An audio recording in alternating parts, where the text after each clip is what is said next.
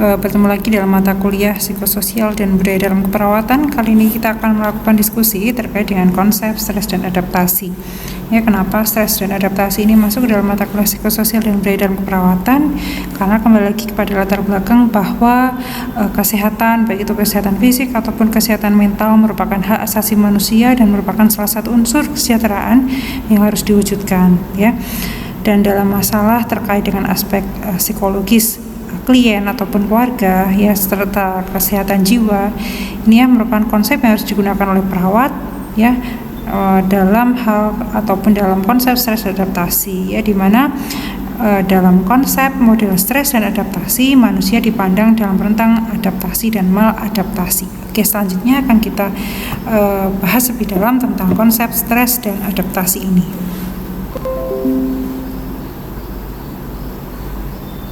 Secara definisi, stres merupakan segala situasi di mana terdapat tuntutan yang mengharuskan seseorang, ya, untuk berespon ataupun melakukan tindakan, ya.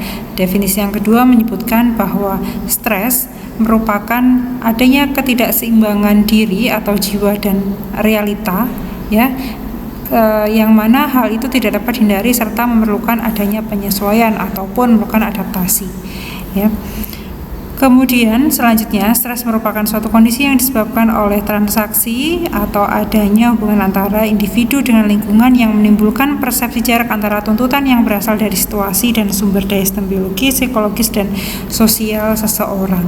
Ya, kalau disimpulkan dari ketiga definisi di sini, stres merupakan adanya kesenjangan, ya, antara apa yang terdapat pada diri seorang, baik itu dari aspek fisik ataupun aspek psikologis, dengan tuntutan ataupun dengan kondisi eksternal. Oke.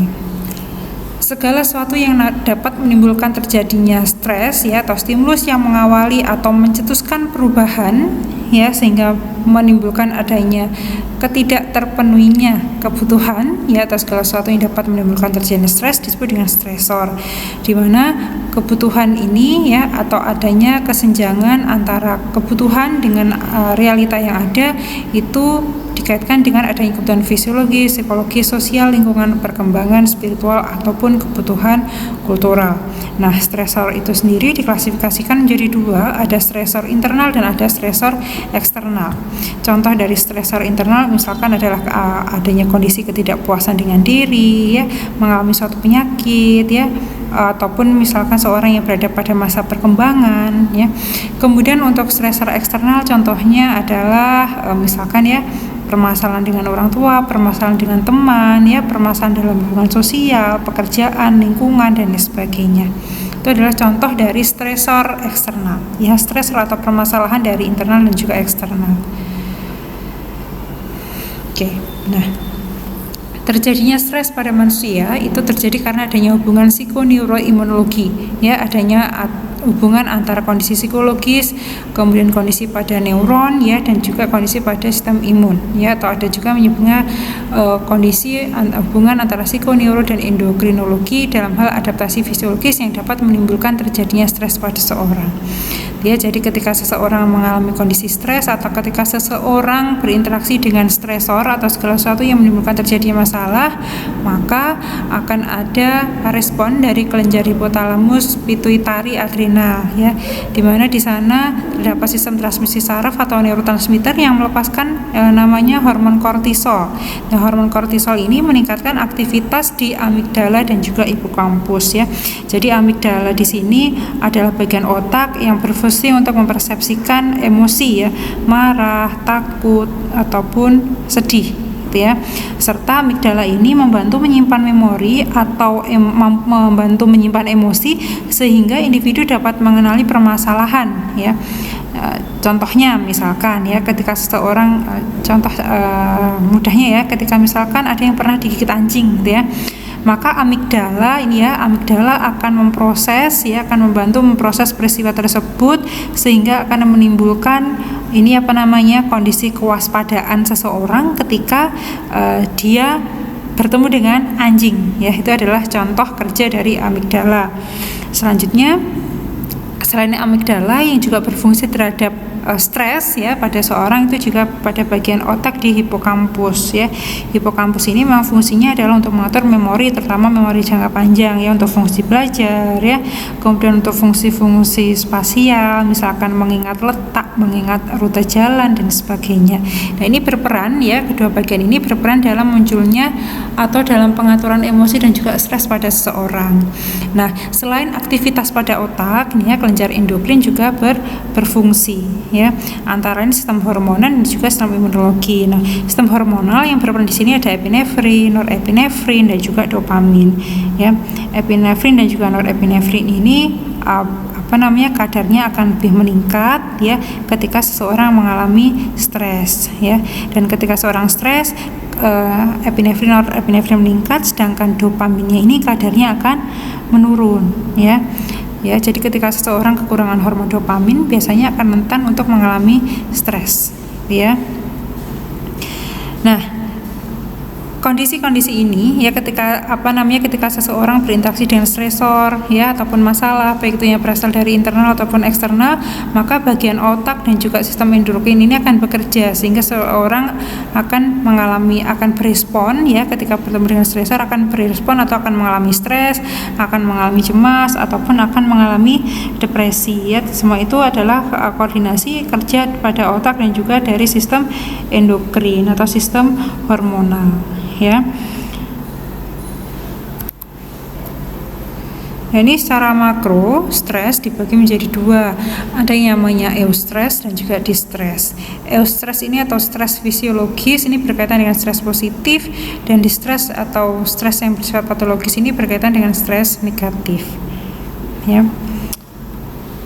Contoh dari eustress di sini misalkan adalah ketika seorang ibu melahirkan bayi, atau ketika seseorang melewati masa pubertas ya, atau ketika seorang ibu hamil ya, atau ketika seorang ibu menyusui dan sebagainya. Itu adalah contoh dari eustress. Eustress ini artinya berarti dapat disimpulkan bahwa merupakan suatu adaptasi fisik yang pasti akan dialami oleh seseorang ya.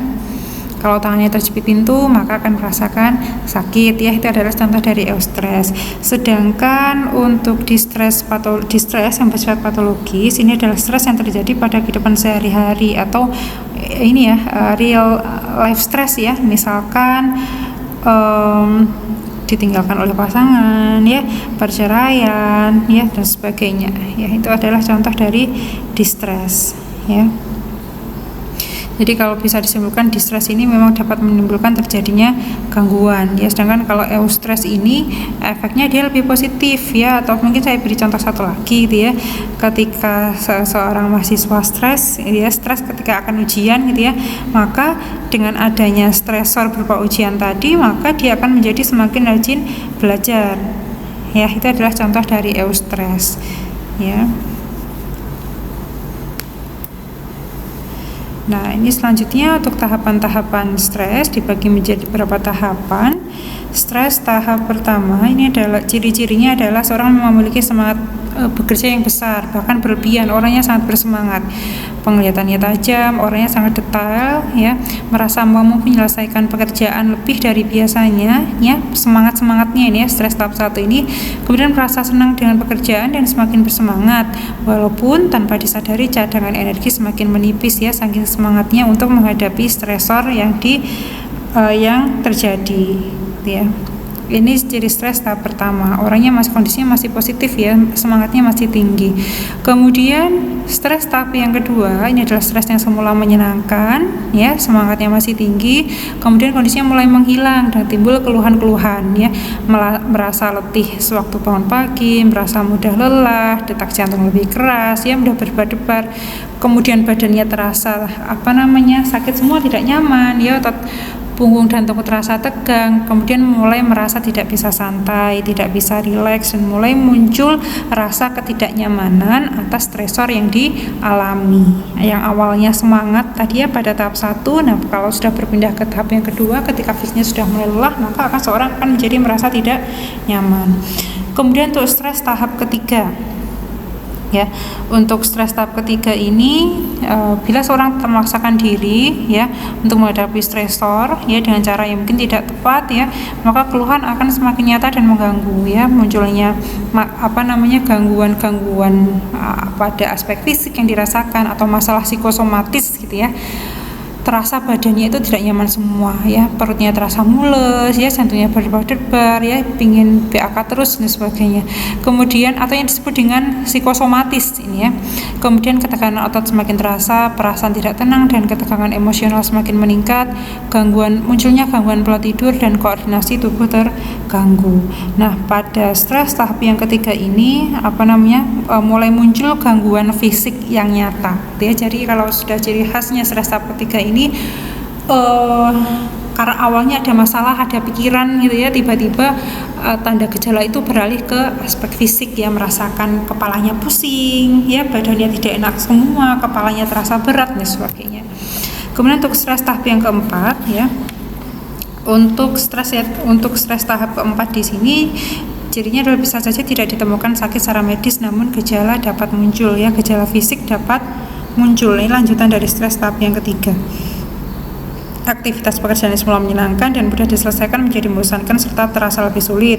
Yang semula tanggap situasi menjadi kehilangan kemampuan untuk merespon secara memadai, kemudian tidak mampu melakukan aktiviti daily living dan munculnya gangguan pola tidur ya. Kalau susah memulai tidur, ketika tidur tidak nyenyak, ataupun kalau bisa tidur mengalami mimpi yang tidak menyenangkan ya. Jadi kalau disimpulkan ciri dari stres yang keempat ini tadi ya, selain adanya keluhan fisik ya, seperti merasa ada penyakit fisik, selain itu seorang juga tidak mampu melakukan aktivitas sehari-hari, tidak mampu melakukan aktivitas yang yang sifatnya ringan, yang biasanya harus dilakukan. Kemudian untuk stres tahap yang kelima ya, semangat sangat menurun, daya konsentrasi dan daya ingat menurun ya, mudah lupa, tidak bisa konsentrasi. Kemudian timbul perasaan ketakutan dan kecemasan yang tidak dapat dijelaskan apa penyebabnya ya. Jadi tidak mampu melakukan aktivitas dan mulai muncul kecemasan ya, kalau stres tahap yang kelima. Selanjutnya untuk stres tahap yang ke-6 ya, munculnya kelelahan fisik dan mental yang semakin mendalam, tidak mampu menyelesaikan pekerjaan sehari-hari yang ringan dan sederhana, muncul gangguan sistem pencernaan yang semakin berat ya, dan timbul perasaan ketakutan atau kecemasan, bahkan bisa sampai menimbulkan terjadinya kondisi panik. Kemudian untuk stres tahap yang 7 ini merupakan tahap klimaks ya, di mana seorang mengalami serangan panik dan perasaan takut mati. Ini ya, secara fisik ada permasalahan fisik yang nyata gitu ya, bahkan biasanya seseorang datang ke pelayanan kesehatan, datang ke puskesmas ini untuk memeriksakan keluhan fisiknya ya, merasa jantungnya tidak nyaman ya, merasa pusing ya, atau mungkin ketika dilakukan pemeriksaan fisik memang tekanan darahnya tinggi ya, walaupun sebenarnya sebelumnya tidak pernah ada riwayat tekanan darah tinggi gitu ya. Ini juga gejala psikosomatisnya sangat nyata di sini ya. Oke, ini adalah stres tahap klimaks atau tahap ke-7 ya. Selanjutnya, di sini kemampuan seorang menghadapi stres ditentukan oleh beberapa faktor gitu ya. Jangan sampai stres itu sampai berlanjut ke tahap klimaks gitu ya. Nah, kemampuan seorang menghadapi stres ditentukan oleh beberapa faktor. Yang pertama adalah pengalaman terhadap stresor yang sifatnya sama, kemudian ada dukungan atau tidak ya. Kemudian persepsi seorang terhadap stresor, apakah menganggap stresor atau menganggap masalah itu apakah sebagai permasalahan yang kecil ataukah besar. Kemudian aturan yang dianut oleh individu atau keluarga, dan sumber yang dapat digunakan untuk mengatasi stresor gitu ya. Ini. Nah, ini agar seorang itu bisa mengatasi stres, maka diperlukan proses adaptasi ya, di mana adaptasi ini merupakan pertahanan yang didapat sejak lahir ataupun pertahanan yang sifatnya diperoleh melalui proses pengalaman ataupun proses belajar ya, untuk mengatasi stres ya. Dan cara mengatasi stres dapat berubah membatasi tingkat terjadinya stres, mengurangi atau menetralisir pengaruh dari stres ya. Nah, definisi yang lain menyebutkan bahwa adaptasi merupakan suatu proses mengubah diri sesuai dengan keadaan lingkungan atau mengubah lingkungan sesuai dengan keadaan ataupun keinginan kita, ya.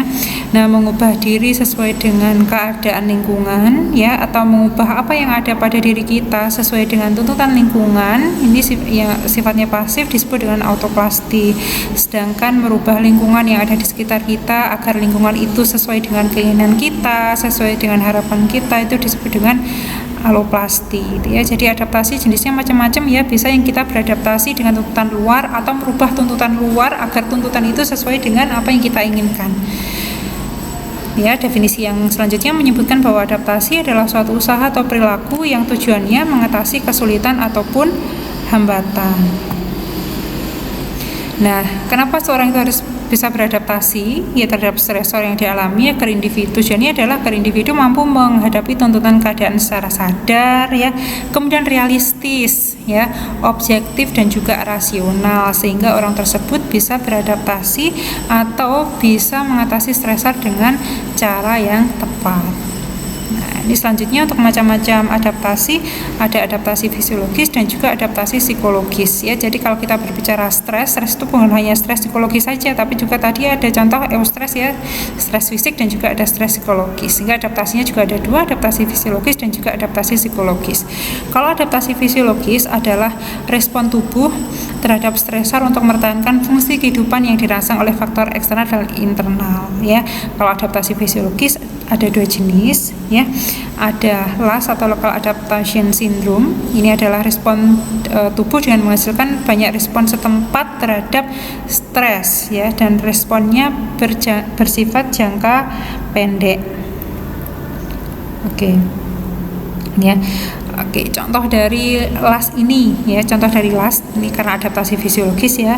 Contohnya misalkan kalau tubuh kita terluka, ya, kalau tubuh kita terluka maka akan ada proses pembukaan darah, ya, sehingga darah dari luka itu tidak keluar kembali, atau proses penyembuhan luka itu termasuk dari Local Adaptation Syndrome, ya. Atau misalkan akomodasi mata ketika terkena cahaya, ya, itu juga termasuk Local Adaptation Syndrome, ya. Jadi ini adalah adaptasi yang sifatnya lokal, ya. Kemudian selanjutnya ada GAS atau General Adaptation Syndrome. Ini merupakan respon fisiologis dari seluruh tubuh terhadap stres dan melibatkan sistem saraf otonom dan sistem endokrin atau sistem neuroendokrin, ya. Dan respon ini biasanya berlangsung dalam hitungan menit sampai jam, ya. Namun bila stresornya menetap maka individu akan masuk ke dalam fase resistensi, ya. Nah, General Adaptation Syndrome ini dibagi menjadi 3 tahapan. Ada fase alarm, ini ada pengerahan mekanisme pertahanan tubuh dan pikiran untuk menghadapi stresor, ya.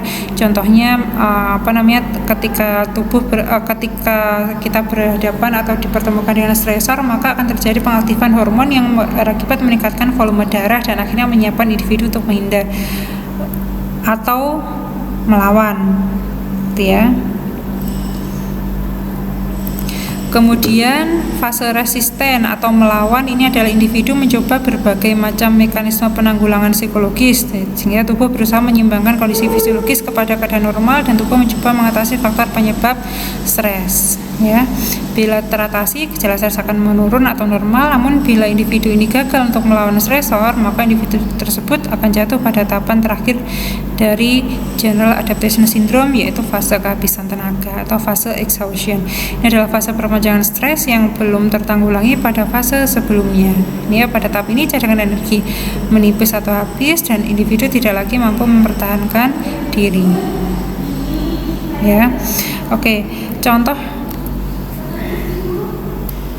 dari General Adaptation Syndrome ini adalah berkaitan dengan mekanisme-mekanisme yang ada di dalam tubuh kita, gitu, ya. Contohnya misalkan ketika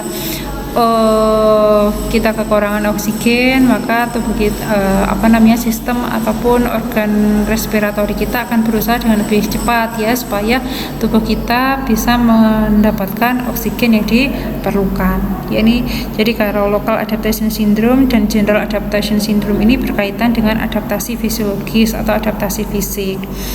Kemudian yang kedua ada adaptasi psikologis, atau adaptasi psikologis ini disebut juga dengan mekanisme coping, ya. Jadi kalau mekanisme coping atau adaptasi psikologis ini merupakan kemampuan seseorang untuk menghadapi stresor, ya, dimana cara yang dilakukan individu dalam menyelesaikan masalah, menyelesaikan diri dan perubahan serta respon terhadap situasi yang mengancam disebut dengan tadi ya mekanisme coping. Atau definisi yang selanjutnya menyebutkan bahwa mekanisme coping adalah berbagai usaha yang dilakukan individu untuk menanggulangi stres yang dihadapinya, ya. Atau definisi yang lain menyebutkan bahwa mekanisme coping adalah cara yang digunakan individu dalam menyelesaikan masalah, mengatasi perubahan yang terjadi dan situasi yang mengancam, baik itu secara kognitif maupun secara perilaku. Ini ya. Jadi pada dasarnya manusia itu pada dasarnya menginginkan dirinya itu selalu dalam kondisi yang sehat, ya, berada pada kondisi yang stabil, berada kondisi yang baik secara fisik ataupun secara psikologis, ya. Karena dalam kondisi yang stabil atau dalam kondisi yang sehat baik itu secara fisik ataupun psikologis, manusia dapat melakukan segala sesuatu, bisa melakukan aktivitas secara optimal, ya. Walaupun pada kenyataannya sebagai manusia, ya, ketika kita hidup, dia pasti kita dihadapkan pada atau selama rentang kehidupan kita selalu dihadapkan pada yang namanya permasalahan, ya. Untuk itu selama rentang kehidupan ini ketika kita dihadapkan pada berbagai macam permasalahan, kita sebagai manusia merupakan mekanisme coping, ya, yang sifatnya positif tentunya untuk menghadapi berbagai macam masalah yang timbul. Nah, mekanisme coping ini digunakan oleh setiap orang itu biasanya berbeda-beda, ya, berbeda-beda antara individu yang satu dengan individu yang lainnya, dan antara peristiwa yang satu dengan peristiwa yang lainnya mungkin adaptasi psikologis atau mekanisme coping yang digunakan oleh seseorang pun bisa jadi akan berubah atau akan berbeda, ya. Umumnya setiap individu menggunakan strategi coping yang sudah pernah digunakan, ya, atau ketika kita punya masalah, biasanya cara yang kita gunakan untuk mengatasi masalah tersebut adalah cara yang sebelumnya sudah pernah kita gunakan untuk mengatasi masalah pada masa sebelumnya, dan itu berhasil digunakan untuk mengatasi masalah atau untuk mengatasi stresor, ya. Oke, nah selanjutnya proses terbentuknya mekanisme coping atau bagaimana sih seorang itu bisa memiliki upaya untuk beradaptasi dengan stresor atau beradaptasi dengan masalah.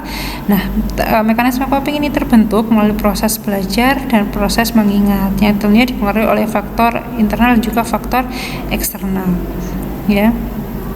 Nah, kapan, ya, terbentuknya mekanisme coping ini terbentuk sejak awal timbulnya stresor dan saat mulai disadarinya dampak stresor, ya. Jadi mekanisme coping atau kemampuan seorang untuk beradaptasi terhadap suatu masalah itu akan terbentuk ketika orang tersebut punya masalah, ya.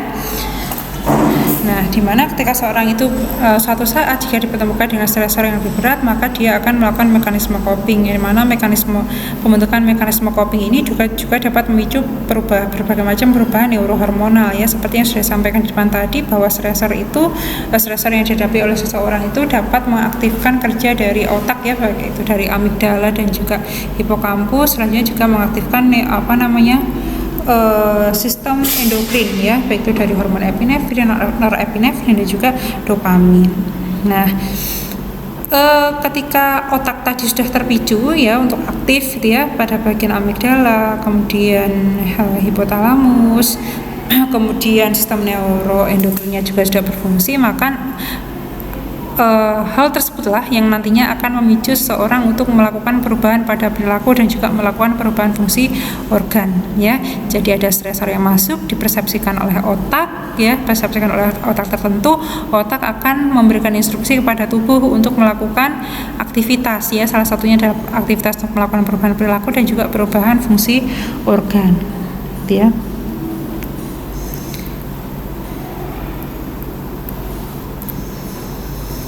Nah, selanjutnya adaptasi psikologis atau mekanisme coping itu dapat bersifat konstruktif dan juga dapat bersifat destruktif, ya. Jadi mekanisme bersifat membangun atau yang sifatnya positif ataupun yang sifatnya negatif, ya.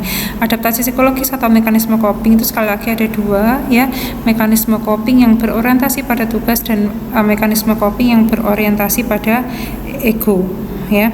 Mekanisme coping yang berorientasi pada tugas ini adalah penggunaan teknik pemecahan masalah atau problem solving secara langsung untuk menghadapi ancaman atau untuk menghadapi stresor. Sedangkan mekanisme pertahanan ego adalah penggunaan teknik pemecahan masalah yang tujuannya adalah untuk mengatur distress emosional, ya. Jadi ini lebih jadi ketika punya masalah dia tidak intinya kalau berorientasi pada tugas dia lebih mengutamakan rasional, sedangkan kalau mekanisme pertahanan ego dia juga lebih melibatkan pada aspek emosi atau aspek psikologis ya, sehingga dapat memberikan perlindungan individu terhadap munculnya kondisi stres. Ya, namun sekali lagi bahwa mekanisme coping yang digunakan oleh setiap individu itu tidaklah sama ya, entah itu mau menggunakan mekanisme coping berorientasi pada tugas ataupun mekanisme coping berorientasi pada ego ya, karena mekanisme coping selagi terbentuk melalui proses belajar, terbentuk melalui proses mengingat ya, yang dimulai sejak awal timbulnya stresor sampai seseorang itu mulai sadar tentang dampak stresor yang dihadapi.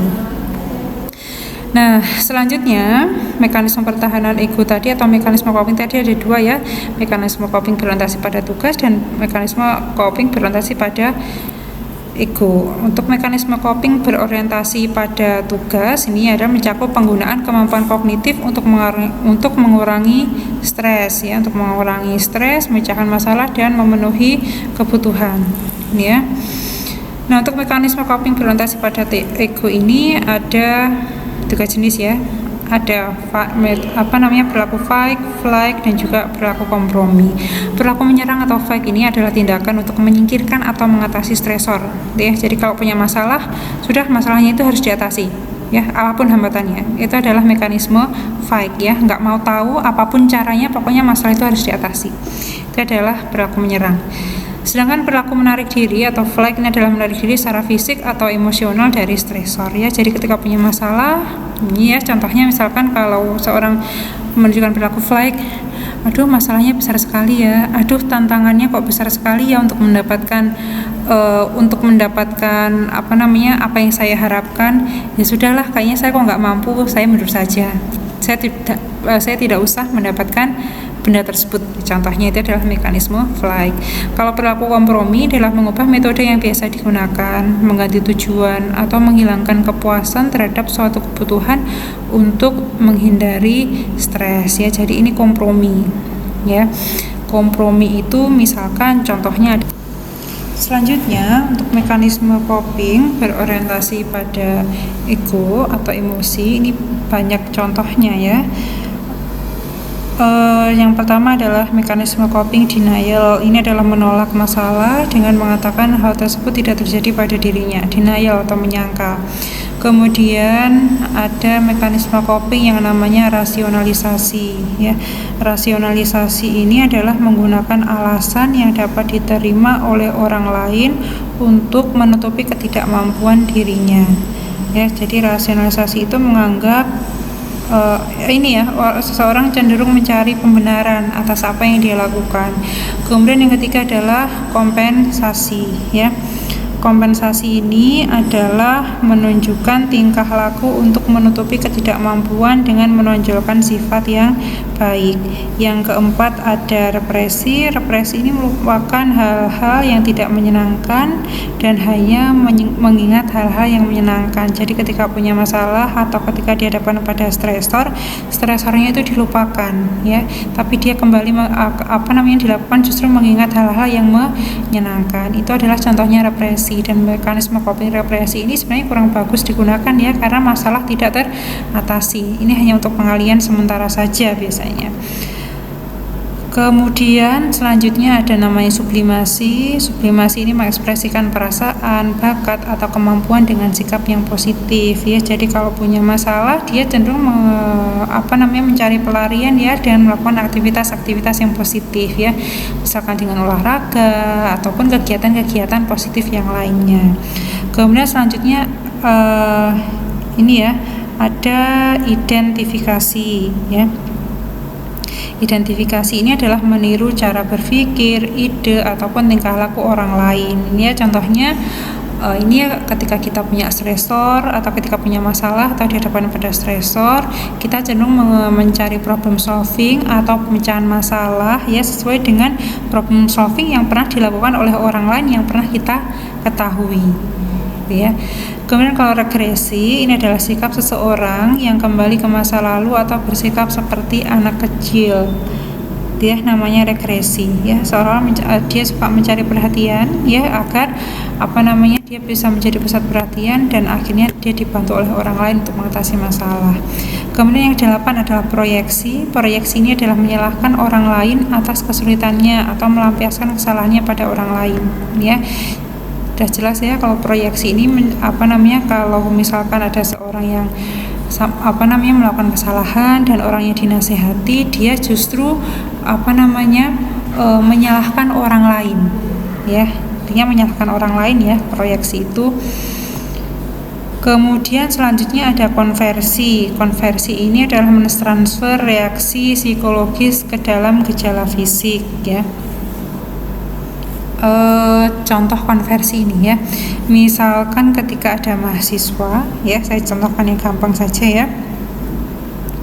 Ada mahasiswa yang harus menyelesaikan tugas hari itu, ya, tapi tugasnya tidak selesai, kemudian tiba-tiba dia seolah-olah itu atau merasakan tiba-tiba badannya tidak enak, ya, kepikiran dengan tugasnya, akhirnya dia mengaku bahwa dia itu sakit, gitu ya. Itu adalah contoh konversi, ya. Akhirnya tidak mengerjakan tugas, tidak ke kampus dengan alasan tadi, ya, memang secara fisik dia merasakan ketidaknyamanan, gitu ya. Tiba-tiba dia berdebar, aduh tugas saya kok belum selesai, ya, nanti kalau saya masuk ke kampus saya dimarahi dosen, saya mendapat perlakuan seperti ini dan sebagainya. Akhirnya ya seolah-olah secara fisik tidak nyaman. Itu adalah contoh dari konversi.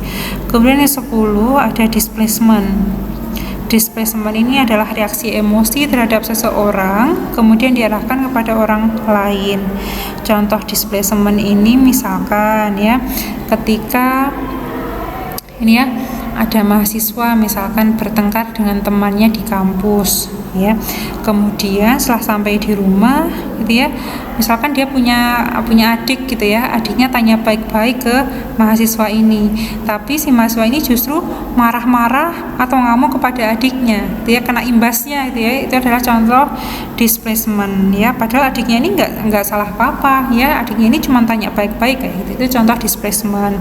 Kemudian yang ke-11 ada supresi. Supresi ini adalah proses pengendalian diri dengan cara melupakan hal yang tidak menyenangkan untuk mempertahankan kondisinya, ya. Ini atau berusaha melupakan hal yang tidak menyenangkan agar agar dia bisa fokus terhadap masalah yang dihadapi, ya. Jadi contohnya misalkan ketika mau ujian, ya, dia punya masalah nih sama temennya, ya, padahal besok mau ujian, dia kepikiran terus dengan permasalahan yang terjadi antara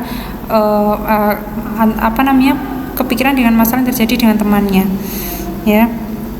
Nah, mekanisme coping supresi ini adalah dengan berusaha melupakan sementara waktu permasalahan dengan temannya agar dia bisa fokus belajar karena besok mau ujian. Ya, jadi supresi ini berbeda dengan represi tadi, ya.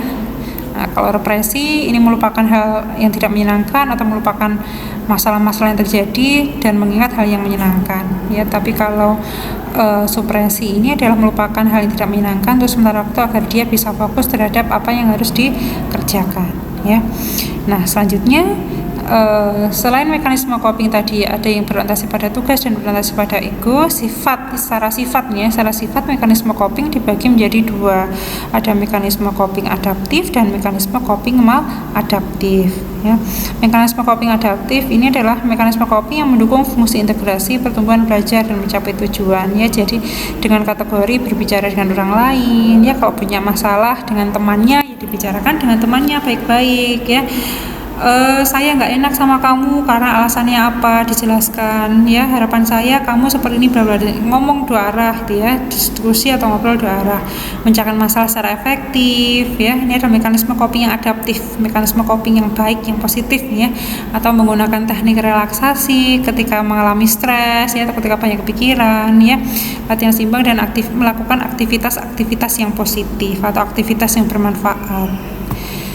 Selanjutnya secara sifat ada mekanisme coping yang maladaptif. Mekanisme coping maladaptif adalah mekanisme coping yang menghambat fungsinya integrasi, mencegah pertumbuhan, memberikan otonomi dan cenderung menguasai lingkungan. Contoh mekanisme coping maladaptif adalah marah-marah ketika punya masalah atau ketika punya masalah cenderung dipendam sendiri dan tidak segera dipecahkan, ya. Contohnya misalkan tadi adalah berusaha melupakan masalah yang terjadi dan hanya mengingat hal yang menyenangkan, itu tidak akan menyelesaikan masalah, ya. Dia contoh mekanisme coping maladaptif, dia kalau punya stresor misalkan marah-marah atau hanya mengurung diri sendiri, tidak mau bercerita dengan orang lain, atau melakukan aktivitas yang negatif, atau mungkin minum minuman keras dan sebagainya, itu adalah contoh mekanisme coping maladaptif. Nah, selanjutnya faktor-faktor yang mengaruhi mekanisme coping adaptif yang digunakan oleh seseorang, ini setiap orang kalau punya masalah, dia pasti akan di antara dua itu ya, akan memanfaatkan mekanisme coping maladaptif ataukah memanfaatkan mekanisme coping yang adaptif ya. Nah, faktor yang mengaruhi mekanisme coping yang pertama adalah kesehatan fisik ya. Kemudian selanjutnya adalah keyakinan atau persepsi yang positif terhadap suatu masalah ya. Karena terkadang kita itu melihat sesuatu tidak apa adanya ya, tapi kita cenderung melihat sesuatu itu berdasarkan dengan persepsi kita. Itu ya, seringnya seperti itu. Jadi makanya penggunaan mekanisme coping yang adaptif itu salah satu faktor yang mengaruhi adalah kita harus melihat permasalahan itu dari berbagai macam sisi ya, tidak hanya dari sisi persepsi kita tapi juga mempertimbangkan sisi dari persepsi orang lain. Kemudian yang ketiga, faktor yang mengaruhi mekanisme coping adalah keterampilan sosial ya. Keterampilan sosial di sini meliputi kemampuan untuk berkomunikasi, kemampuan untuk menjalin relasi dengan orang lain ya, dengan cara-cara yang sesuai dengan nilai sosial yang yang positif yang berlaku di masyarakat. Kemudian yang dapat mengaruhi mekanisme coping yang keempat adalah dukungan sosial ya. Contoh dukungan sosial di sini meliputi dukungan pemenuhan kebutuhan informasi ya. Kemudian dukungan emosional, dukungan sosial yang diberikan oleh orang tua, keluarga, saudara, teman ataupun lingkungan yang lainnya. Kemudian yang kelima ada sumber daya. Sumber daya ini adalah sesuatu yang bisa dimanfaatkan oleh seseorang untuk mengatasi stres. Ini ya. Oke, itu tadi adalah penjelasan terkait dengan stres dan adaptasi ya, mulai dari apa itu yang disebut dengan konsep stres ya, kemudian tahap-tahapan stres yang dapat dialami atau yang dapat dirasakan oleh seseorang dan sebagainya, sampai dengan cara untuk beradaptasi atau mekanisme coping yang dapat digunakan oleh seseorang dalam menghadapi stres. Ya, dan pada akhirnya ya, ini saya mengutip tulisan ya, bahwa apa yang terjadi pada Anda sebenarnya tidak terlalu penting ya. Apa yang terjadi pada kita itu tidak terlalu penting. Yang penting adalah apa yang kita lakukan terhadap apa yang terjadi pada diri kita ya. Ya, saya akhiri sampai di sini. Terima kasih untuk perhatiannya. Ada kurang lebihnya saya mohon maaf. Wassalamualaikum warahmatullahi wabarakatuh.